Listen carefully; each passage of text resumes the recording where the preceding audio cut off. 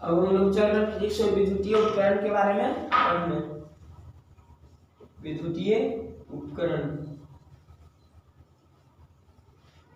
विद्युतीय उपकरण में पहले हम लोग देखेंगे एक पॉइंट आता है 2 नंबर का क्वेश्चन, तापन अवयव क्या है उसका क्वेश्चन। तापन अवयव यानी कि कोई अवयव यानी कोई पदार्थ के बारे में पूछ रहा है जो गर्म हो जाता है, तो किस धारा के बारे, धारा से जो गर्म होता है उसके बारे में हम लोग पढ़ना है। और धारा से जो गर्म होता है कैसे गर्म होता है, तो धारा की प्रवाह की दिशा और इलेक्ट्रॉन की प्रवाह की दिशा विपरीत होती है, ठीक। और जब दोनों आपस में टकराती है, जो विधायक उसमें प्रभाव का नियम बताया तो वही बता रहे फिर से, दोनों आपस में टकराती तो ऊर्जा निकलती है और ऊर्जा से उपकरण गर्म हो जाती है। और उपकरण के सारे भाग गर्म नहीं होते हैं, सारे के सारे भाग गर्म नहीं होते, कुछ शेष भाग ही गर्म होते हैं। और जो भाग गर्म होता है वह कहलाता है तापन अवयव। तापन अवयव जैसे कि कोई उपकरण है, उसका 1-2 भाग, जैसे पंखा है, पंखा का कॉइल चलते चलते हीट हुआ, ठीक। अब डायना तो हीट नहीं होगा चलते चलते, ठीक। तो पंखा में जो भाग चलने से गर्म होगा वह कहलाएगा तापन अवयव, ठीक। जूल के उस मेन नियम पर ही है क्या कि धारा की प्रवाह की दिशा और इलेक्ट्रॉन की प्रवाह की दिशा विपरीत होती है, और टकराएगी तो क्या निकलेगी, ऊर्जा निकलेगी। और यह ऊर्जा ऊष्मा में बदलकर उपकरण के कुछ भाग को गर्म कर देती है, उपकरण के कुछ भाग को गर्म कर देती है। और जो भाग गर्म होता है यानी इसके प्रभाव में आता है वह कहलाता है तापन अवयव, ठीक। तापन अवयव के बाद हम लोग देखते हैं विद्युतीय बल्ब। विद्युतीय बल्ब, इससे 2 ऑब्जेक्टिव हर बार आता है एग्जाम में, और नहीं तो पूछ भी देता है विद्युतीय बल्ब के बारे में, पता है 5 नंबर का क्वेश्चन। और विद्युतीय बल्ब के बाद हम लोग बताएंगे विद्युतीय हीटर। तो देखिए विद्युतीय बल्ब भी है जो कि धारा के ऊष्मीय प्रभाव पर कार्य करता है। किस पर कार्य करता है, विधारा के ऊष्मीय प्रभाव पर कार्य करता है। और जो विद्युतीय बल्ब होता है वह कांच का बना होता है, और इस बल्ब में जो फिलामेंट होता है वह टंगस्टन धातु का बना होता है। फिलामेंट किस चीज का बना होता है, टंगस्टन धातु का, जिसको W से सूचित करते हैं। वर्क मत समझ लेना, टंगस्टन को W से सूचित करते हैं। और टंगस्टन का गलनांक होगा कितना, 3000 डिग्री सेल्सियस। टंगस्टन का गलनांक हो कितना, 3000 डिग्री सेल्सियस। बल्ब का फिलामेंट टंगस्टन धातु का बना होता है। टंगस्टन का क्यों बनाते हैं, किसी और चीज का क्यों नहीं बनाते हैं, ये देखेंगे। और बल्ब के अंदर कम दाब पर गैस भरे होते हैं। कौन कौन गैस भरे होते हैं, नाइट्रोजन और नोबेल गैस। नोबेल गैस को बोलते हैं निष्क्रिय गैस या अक्रिय गैस, ठीक। कम दाब पर बल्ब के अंदर गैस भरे होते हैं, नाइट्रोजन, नोबेल गैस, निष्क्रिय गैस, अक्रिय गैस। क्यों भरे होते हैं, ताकि टंगस्टन धातु से अभिक्रिया न कर ले। अगर हम टंगस्टन धातु में बल्ब के अंदर ऑक्सीजन गैस डाल दें तो टंगस्टन का ऑक्साइड बना लेगा और यह भंगुर हो जाएगा, टूट जाएगा, फिलामेंट टूट जाएगा। इसीलिए हम लोग नाइट्रोजन या निष्क्रिय गैस हम लोग भरते हैं जो टंगस्टन से अभिक्रिया नहीं करती है। और इसमें गैस हम लोग कैसे भरते हैं, कम दाब पर। कम दाब पर क्यों भरते हैं, उष्मा हानि कम हो, उष्मा की हानि कम हो। और उष्मा हानि कम होने के लिए कम दाब पे भरते हैं इसमें गैस। तो उष्मा हानि कम होगा तो कैसे होगा कि इसमें होगा क्या कि उष्मा हानि कम होने के लिए हम पृष्ठीय क्षेत्रफल कम से कम रखेंगे,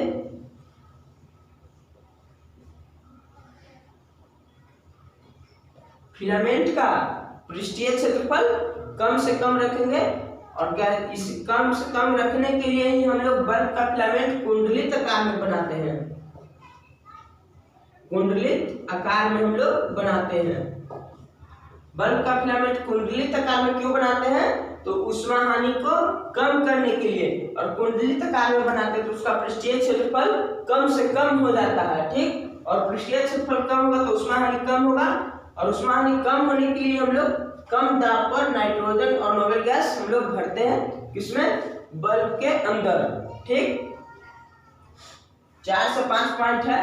उस विद्युत धारा के उसमें प्रभाव पे कार्य करता है विद्युतीय बल्ब।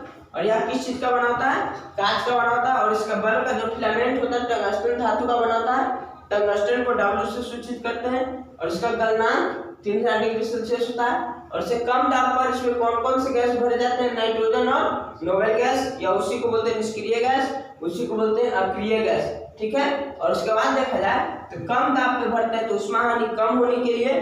ठीक, क्यों भरते हैं, उष्मा हानि कम से कम होने के लिए। और उष्मा हानि अगर हम लोग को कम करना है तो उसका पृष्ठीय क्षेत्रफल कम से कम करना होगा। ठीक, उष्मा हानि कम करना तो पृष्ठीय क्षेत्रफल कम से कम करना होगा। और पृष्ठीय क्षेत्रफल कम से कम करने के लिए हम लोग बल्ब का फिलामेंट कुंडलित आकार में बनाते हैं। किस आकार में, कुंडलित के आकार में बनाते हैं। ठीक है, तो बल्ब के बारे में इतना ही। उसके बाद हम लोग हेडिंग डाल देंगे विद्युत हीटर। उसके बाद क्या था, विद्युतीय हीटर।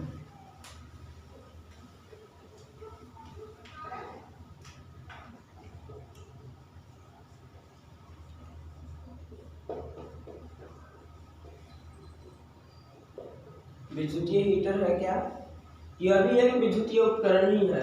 यह भी एक विद्युतीय उपकरण ही है।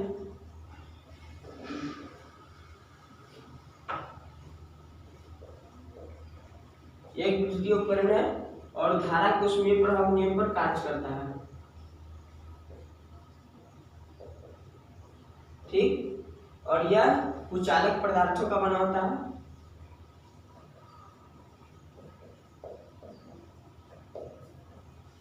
चीनी मिट्टी का। ठीक, विद्युत हीटर किस चीज का बनाता है, चीनी मिट्टी का, यानी कुचालक पदार्थ का बनाता है। और इसमें कुछ खांचे कटे होते हैं, खांचे कटे होते हैं। ठीक, और इसके अंदर खांचे जो कटे होते हैं कुंडलित आकार में होते हैं। ठीक, कुंडलित आकार में होते हैं। और इसमें कुंडलित आकार में हम लोग कुंडलित आकार होते हैं। और इसमें तार का जो प्रयोग किया जाता है, नाइक्रोम तार का प्रयोग किया जाता है। नाइक्रोम तार का प्रयोग किया जाता है। और नाइक्रोम का गलनांक कितना होगा, 3500 डिग्री सेल्सियस। कहीं कहीं 3400 से 3500 डिग्री सेल्सियस देता है।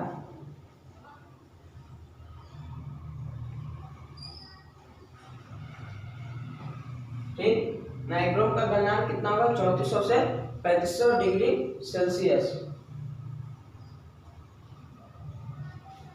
कुंडलित आकार में होते हैं और इसकी गलनांक तो इतना उच्च होता है और प्रतिरोधकता भी इसकी उच्च होती है। ठीक, ये 5 पॉइंट है, 6 पॉइंट। यह भी एक विद्युतीय उपकरण है जो विद्युत धारा के उसमें प्रभाव पर कार्य करता है। और इसमें एक प्लेट जो होते हैं, प्लेट जो कुचालक पदार्थ के बने होते हैं, यानी चीनी मिट्टी के।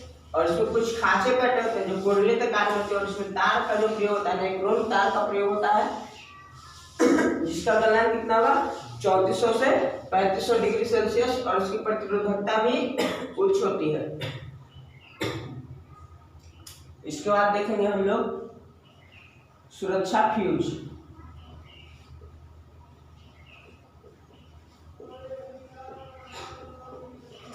ठीक है, सुरक्षा फ्यूज है क्या, तो सुरक्षा फ्यूज भी एक तरह का उपकरण है। सुरक्षा फ्यूज एक तरह का उपकरण है।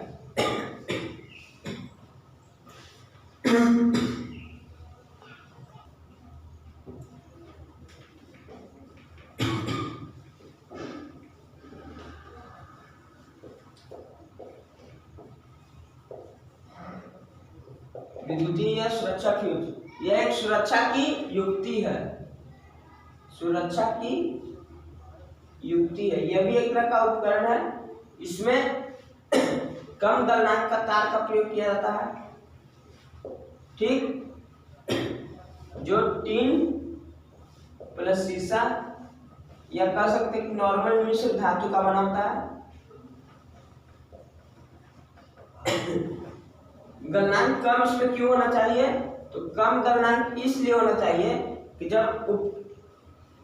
जब धारा में यानी परिपथ में धारा का मान बढ़ जाए, धारा का मान क्या हो, बढ़ जाए, अचानक अगर धारा का मान बढ़ जाए तो कम गलनांक वाला तार का प्रयोग करेंगे हम लोग विद्युत फ्यूज में। तार गल जाएगा, तार गल जाएगा आसानी से, तो उपकरण नष्ट होने से बच जाएगा, उपकरण नष्ट होने से बच जाएगा। अगर इसमें मजबूत तार का प्रयोग कर दिया जाए विद्युत फ्यूज में तो उपकरण जल सकता है लेकिन फ्यूज नहीं जलेगा। और इस कंडीशन में है कि कम गलनांक का तार का प्रयोग करेंगे विद्युत फ्यूज में तो फ्यूज का तार गल जाएगा, जिससे धारा आगे प्रवाहित नहीं होगी, तो हमारा उपकरण सुरक्षित बच जाएगा। तो विद्युतीय फ्यूज या सुरक्षा फ्यूज है क्या? विद्युतीय फ्यूज या सुरक्षा फ्यूज एक सुरक्षा की युक्ति है जिसमें कम गलनांक के तार का प्रयोग किया जाता है या मिश्र धातु वाले बड़े तार का प्रयोग किया जाता है, जिससे में होता क्या है कि धारा का मान अचानक बढ़ जाने पर उपकरण का नष्ट होने का डर बना रहता है। और इससे बचने के लिए हम लोग कम गलनांक वाले तार का प्रयोग किसमें करते हैं? विद्युत फ्यूज में। ठीक, विद्युत फ्यूज समझ गए। और उसके बाद आता है लघु पथन, अतिभारण।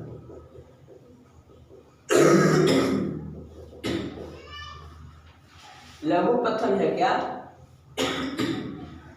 जब किसी विद्युतीय परिपथ में उपकरण जुड़ा हुआ है, किसी भी विद्युतीय परिपथ में उपकरण जुड़ा हुआ है और ठंडा तार